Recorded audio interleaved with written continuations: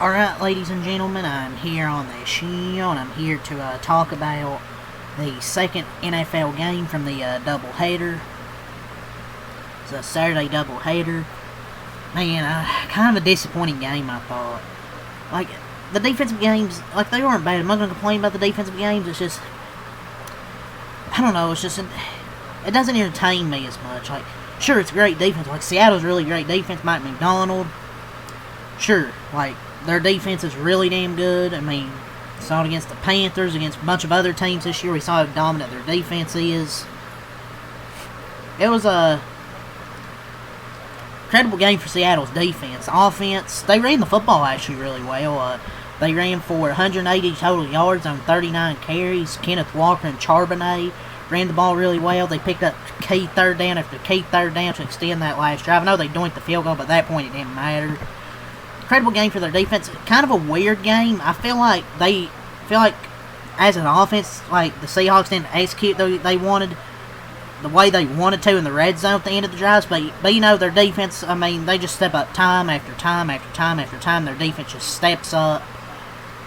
And Jackson Smith and Jigba, man, what a season for Jackson Smith and Jigba.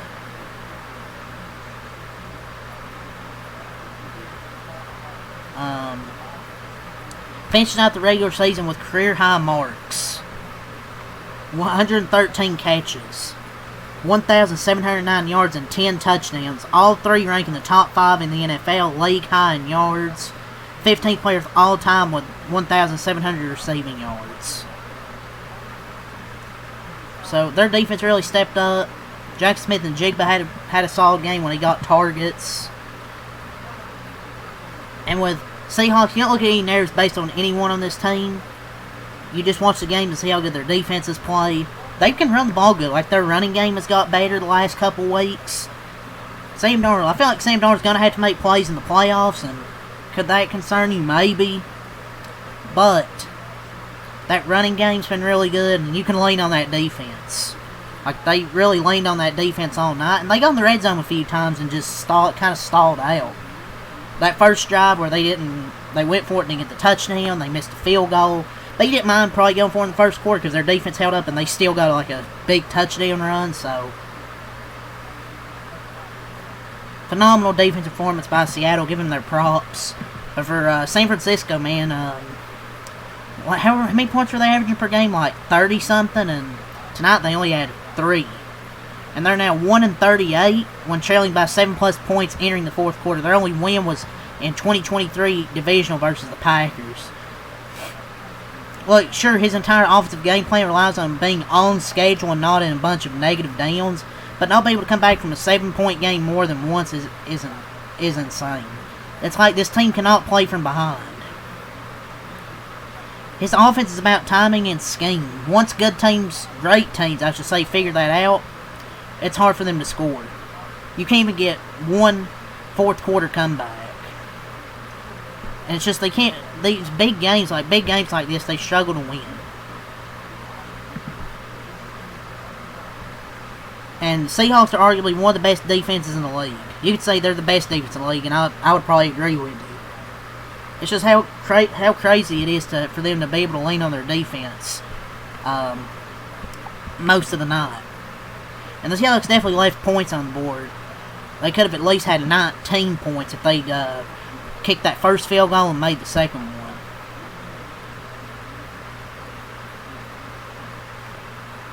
And now the Seahawks, after missing the playoffs last year, are the NFC's #1 seed, and the road to the Super Bowl in the NFC will run through Seattle for the playoffs. And back-to-back 14+ win seasons for Sam Darnold, and back-to-back years. He didn't have to do much today, mostly.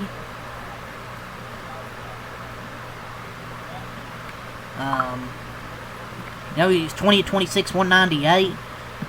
He just was really the game manager because the Seahawks were able to run the football so well. And their defense held up all night.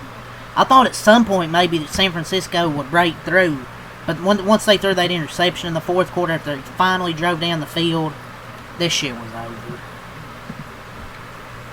Not Brock Purdy did take a hit at the end of that game. He said he felt good for taking that hit. Says his left shoulder sort of lit up when he took it. But yeah, pretty boring game for the most part. I kind of expected more from this game, man. Like, for the division, #1 seed, I just really expected more from the San Francisco offensively. Like, Seattle's definitely had some low-scoring offensive performances, but the difference is their running game has started to get going, and their defense is just that good with that defensive mind, Mike McDonald's, their head coach. But the difference was tonight, they didn't turn the football over.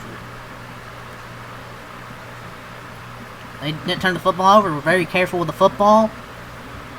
So credit to them. So let's go over the stat sheet here. Like, there isn't really much to talk about here besides Seattle winning the division and clinching the #1 seed for the NFC playoffs. So,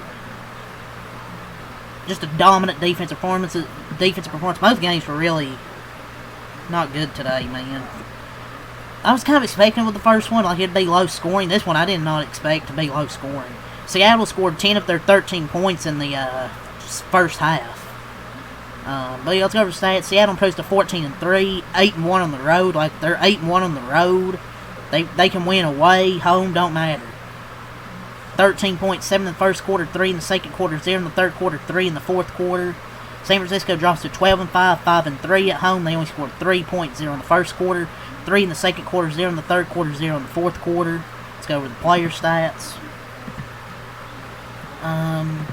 So Brock Purdy, 19-27, 127 yards, no touchdowns, 1 interception. Christian McCaffrey, 8 runs, 23 yards. They cannot run the football at all. No, they didn't have Ricky Pearsall and Trent Williams tonight, which might have been factors, but still. Purdy, 2 runs, 21 yards. Robinson Jr., 2 runs, 90 yards. 53 yards on 12 carries, 4 yards a carry receiving. Juwan Jennings, 4 catches, 35 yards. Christian McCaffrey, 6 catches, 34 yards.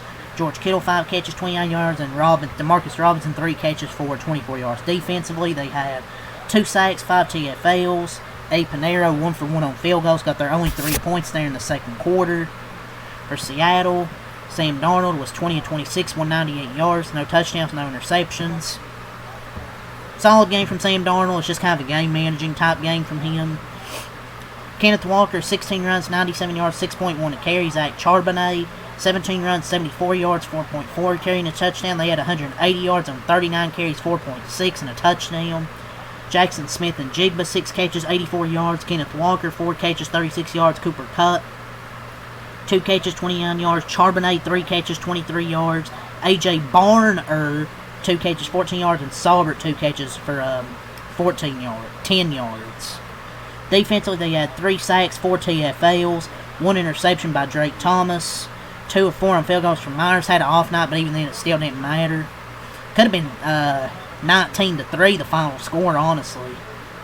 Yeah, let's go to the team stats, and we'll call it a video here for this NFL recap, and then we'll have the NFL Sunday tomorrow. I think I'm just doing Cowboys-Giants, and then the Sunday night game.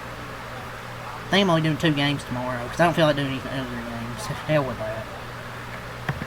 So let's go over the team stats here. So for Seattle, once it loads here, they had 23 first downs. They were 6 of 13 on third down. Pretty efficient on third down, especially in that last drive in the fourth.